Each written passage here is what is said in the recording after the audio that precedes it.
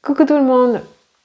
Aujourd'hui, je vous propose une série assez yoga traditionnelle qui s'appelle la série des Pawan Muktasan. Et elle est divisée en 3 parties. La première partie qu'on va travailler aujourd'hui, ça va être la partie anti-rhumatique, on l'appelle. Donc on va travailler sur les articulations, sur tous les jonctions du corps. Donc ça va être super pour débloquer, donc faire de l'espace dans ces jonctions, débloquer l'énergie qui pourrait être entassée, bloquée là. Et donc c'est une série qui au final est assez douce, assez confortable, mais assez puissante en même temps, pour relâcher le corps profondément. Ok, on va commencer en posture assise. Moi j'ai mis une petite couverture, vous voyez, sous mes fessiers. Ça peut être un petit bolster, un bloc.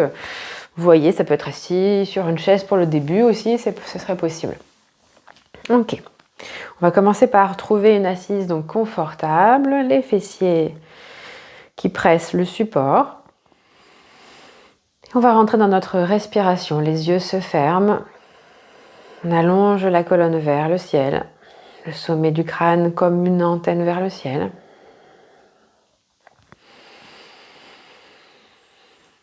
Et on va prendre le temps d'arriver déjà ici, de rentrer dans cette respiration nasale. Le temps que le souffle se pose, le temps que notre regard vienne se porter à l'intérieur.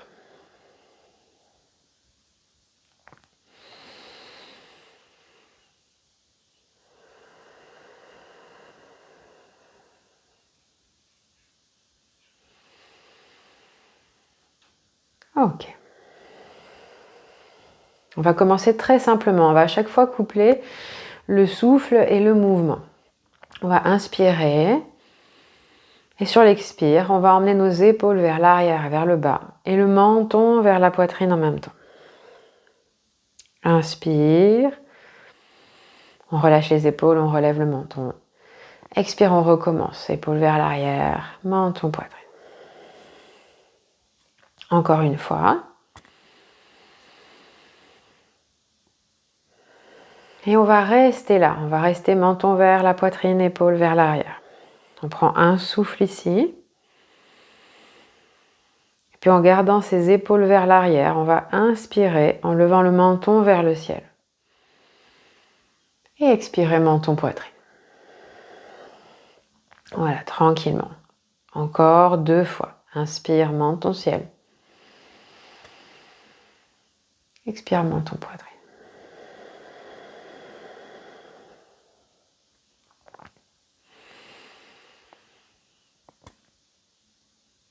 Ok. On va retrouver le menton parallèle au sol. Et cette fois, l'oreille va descendre vers l'épaule. Inspire au centre. Expire de l'autre côté. Encore 2 fois de chaque côté.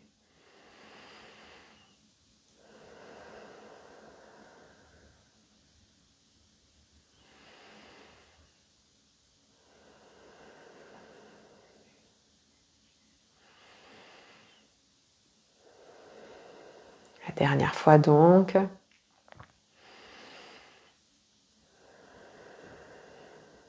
Puis on retrouve la tête au centre. Et cette fois, on va regarder sur le côté. Inspire pour le centre, expire de l'autre côté. Et encore 2 fois de chaque côté.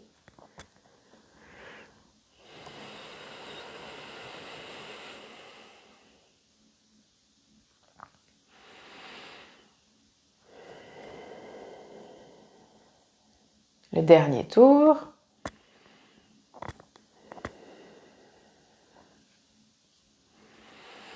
Ok. Et puis on va retrouver la tête au centre. Laissez le menton redescendre vers la poitrine, les épaules vers l'arrière. Si pas de contre-indication au niveau cervical, on peut partir pour des rotations avec la tête.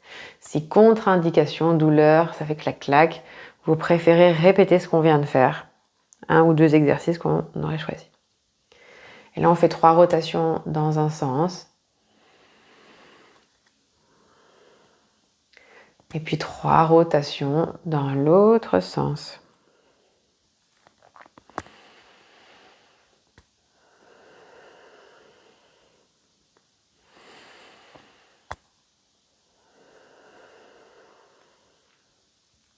À la dernière rotation, on finit le menton vers la poitrine. Et puis on va inspirer sur place. Et sur l'expire, on déroule la colonne vers le ciel. On ne lève pas le menton, c'est le sommet du crâne qui veut chercher le ciel. Super. Vous pouvez garder les yeux fermés, je vous guide à la voix. On va mettre les mains sur les cuisses si elles ne sont pas déjà là et on va tourner les paumes vers le ciel. Très simplement, on ferme les doigts. Donc on ferme le poing et on les ouvre. On ferme et on ouvre. On ferme et on ouvre. On y cale la respiration et je vous laisse la caler dans le sens que vous voulez, dans ce qui vous semble ici le plus logique pour vous. On en fait encore 2.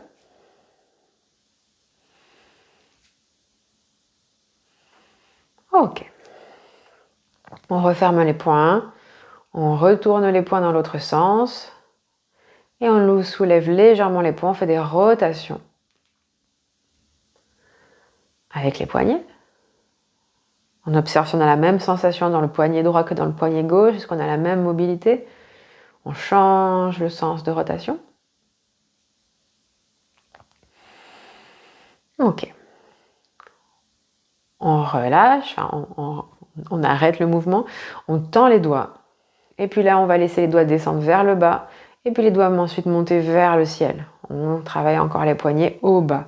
Doigts vers le ciel, doigts vers le sol. La respiration. Ok. Une dernière. Et puis on va tendre les mains vers l'avant, bras tendus devant nous. On tourne les paumes vers le ciel. Et puis paumes vers le sol. Paume vers le ciel. Paume vers le sol. Paume vers le ciel. On reste ici. Les coudes ne vont pas bouger, entre guillemets. Les hauts des bras ne vont pas bouger. Et on va ramener les mains vers nos épaules. Les coudes restent à la même hauteur. Et on réouvre. On retend les bras. Pareil, mettez-y la respiration assez naturellement. Bien sûr, on aurait une façon dans les livres qui dirait il faut respirer comme ci ou comme ça, mais dans un souci assez d'autonomie, j'aurais envie de dire, faites un peu comme vous le sentez aujourd'hui. Notez quel sens vous avez choisi, où est l'inspire, où est l'expire.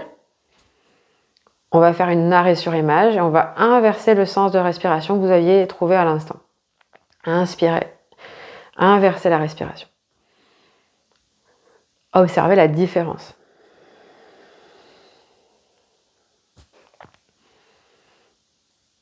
Allez, un dernier cycle. Vous ramenez les mains vers les épaules. Et puis là, on va ouvrir les coudes sur les côtés et faire des rotations avec les coudes. On respire.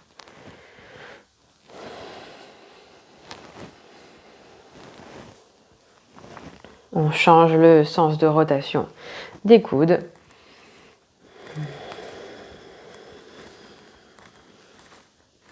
Et puis on relâche les bras, on secoue un peu les bras. On remet les mains sur les cuisses un instant. On laisse les yeux fermés encore.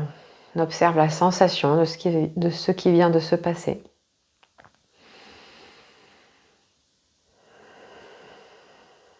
Et donc mon point sur la respiration ici, c'est que oui, souvent on dit on inspire sur tel mouvement, on expire sur tel mouvement pour des idées d'énergétique, pour X raisons. Mais moi je dirais tout dépend de ce qu'on veut faire là aujourd'hui. Et pour pas qu'on se sente bloqué à la maison en se disant ah mince je sais plus comment faut respirer, bah du coup je fais plus rien. J'essaie de démystifier un peu la chose en se disant il y a quand même peu de chances qu'on se fasse mal, vraiment mal, parce qu'on n'a pas respiré dans le bon sens. On dirait peut-être une règle, une idée qu'il faudrait se rappeler peut-être, ce serait quand je fais un effort, je serais plutôt dans l'expiration. S'il y a une chose à se rappeler, rappelons-nous ça. Mais sinon, concrètement, au pire, on se fera moins de bien, mais on ne se fera pas de mal. Voilà, donc tout ça pour la pratique personnelle à la maison quand on est tout seul. Ok, on va changer l'assise. On peut toujours avoir un petit quelque chose sous les fessiers par exemple, mais on va venir étendre les jambes.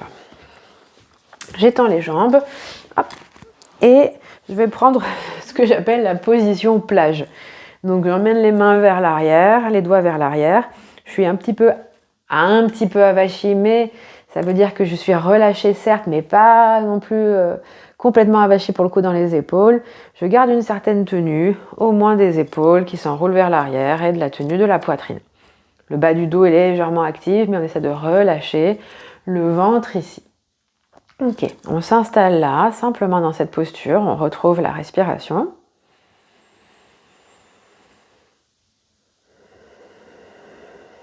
Et puis on va faire du coup le bas du corps maintenant.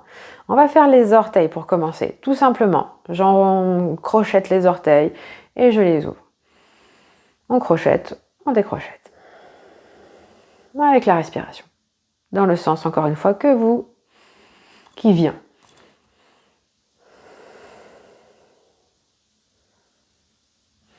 Après, vous verrez qu'au final, la respiration, ça se fait vraiment naturellement. On laisse faire. Ok. Les chevilles, pointe, fléchie.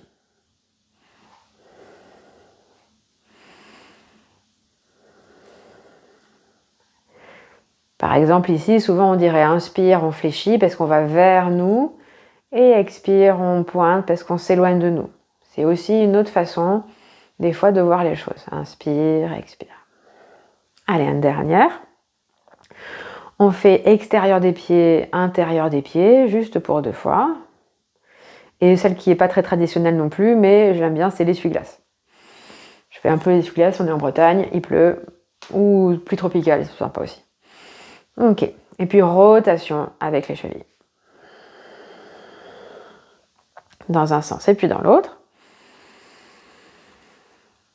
Ok.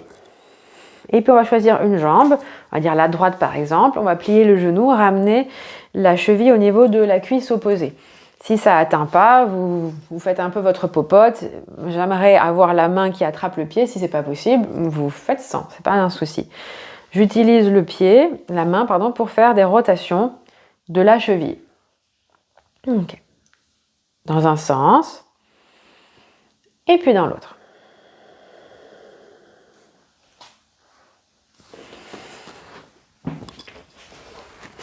Ok. Et puis ici, on va venir ramener le genou vers le ciel. On entrelace les mains au-dessous du genou et on va venir faire. On tend la jambe mais elle ne touche pas le sol et puis la jambe revient à la poitrine. Et là c'est pareil. Traditionnellement, je crois que c'est inspire en bas, expire poitrine. On peut commencer par celui-là. Inspire en bas, expire poitrine. Et du coup ça vient un peu à l'inverse de ce que je vous ai dit, tiens. On inspire en allant loin et on expire en revenant. On fait l'inverse pour voir la différence. Inspire poitrine, expire, on étale. Ce qui m'intéresse moi au final aussi ici surtout c'est je veux tenir le ventre. Et je fais un effort des 2 côtés, donc bon, quand je monte, quand je descends. Je pourrais aussi choisir de faire, on le fait ensemble, genou, poitrine, inspire ici. Expire, on tend, on garde tendu. Inspire sur place. Et expire, on ramène. Le ventre s'étale. Un autre choix. Inspire sur place. Expire. Inspire sur place. Expire. Voilà, chacun peut faire son choix du coup. On vient remettre le pied ici et avec la main sous le genou, on vient emmener le genou vers le ciel et redescendre. Simplement ça, 3 fois. Ok. J'en ai oublié un au passage, c'est quand on était ici, c'est de venir faire des rotations avec le pied. Du coup avec le genou. On change le sens de rotation. Ok. On revient ici. Une main sur le genou, une main sur le pied, on soulève légèrement et ça fait un peu comme si on faisait la tambouille. On fait des rotations avec la hanche. Un peu comme si je faisais la soupe. Ok. Et puis je reste ici et on va bercer comme si je berçais un bébé. On respire là, le ventre légèrement engagé. Et puis on relâche. Super. On retrouve notre position plage ici. Les yeux se ferment, on reste ouvert dans la poitrine. On observe la différence de sensation entre le côté qu'on vient de faire et le côté qu'on n'a pas encore fait. Et peut-être qu'on remarque que le côté qu'on vient de faire est bien plus étalé, bien plus relâché. On a fait une action, mais on est plus relâché après cette action. Si on avait libéré de l'espace entre nos articulations. Ok. Allez, on fait l'autre côté. Donc, on était parti avec la cheville au niveau de la cuisse, les rotations, dans un sens et dans l'autre.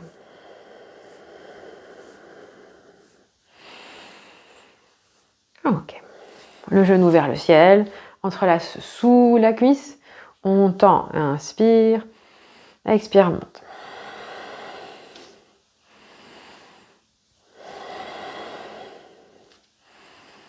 On fait l'inverse, inspire ici, expire, descend.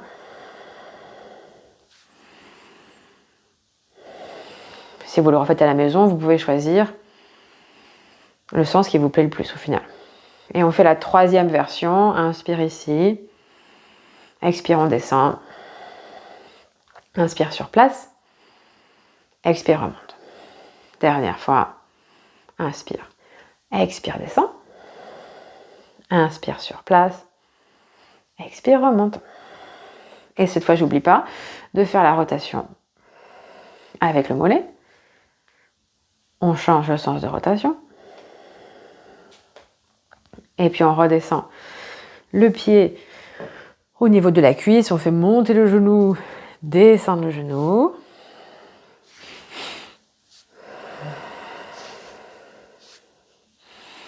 Ok. On attrape le pied, on attrape le genou. On fait la tambouille. Et on berce.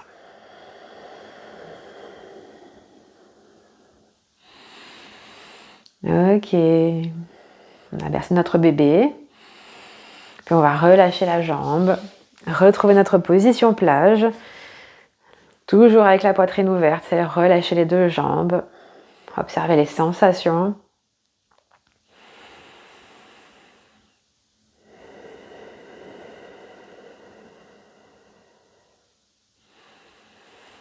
Ok. Puis on va se redresser. On va ramener les deux genoux vers le ciel.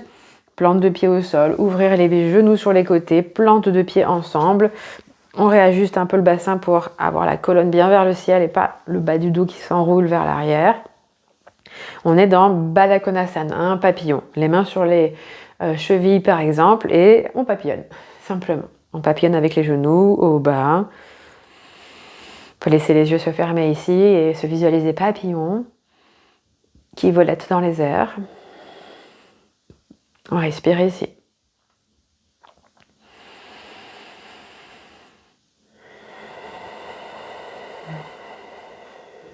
Ok. Puis on laisse le papillon se poser sur une fleur par exemple.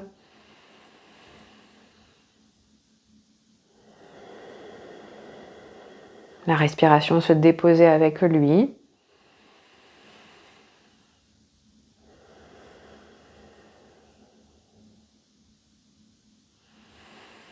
Ok. Puis je vais vous inviter pour finir à prendre une posture confortable pour vous assise. Ça peut être de nouveau intérieur, ça peut être les jambes qui s'ouvrent en Upavishta, ça peut être de garder le papillon, vous voyez. Et on va simplement faire ici ce qu'on appelle le palming. Enlever les lunettes pour ceux qui ont les lunettes. On va frotter les paumes l'une contre l'autre. On dégage de la chaleur. Et on laisse les paumes se poser sur les yeux. Les épaules se relâchent et l'idée c'est comme si on voulait lâcher le regard dans les paumes, le déposer. Laisser les yeux se relâcher.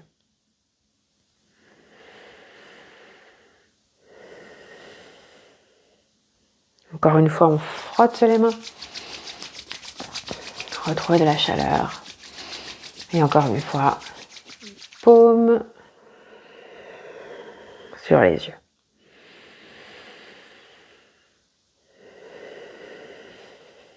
Et puis avec le plus de lenteur possible, on va laisser glisser les mains le long du visage. Donc les doigts vont commencer à glisser sur le front, comme s'ils nous emmenaient dans le relâchement. Arcade sourcilière, les yeux, les pommettes, comme si on était au ralenti, ça descend.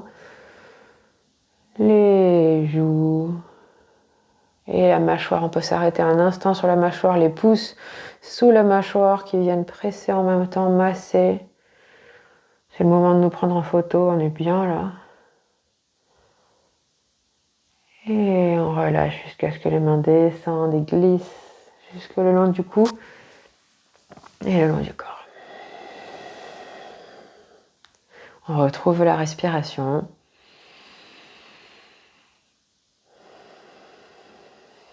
Et ici, je vous invite simplement à vous allonger pour finir par un Shavasana. Si vous avez envie d'arrêter la séance ici, Shavasana allongé sur le dos, le temps qu'il vous faut, le temps que vous avez envie.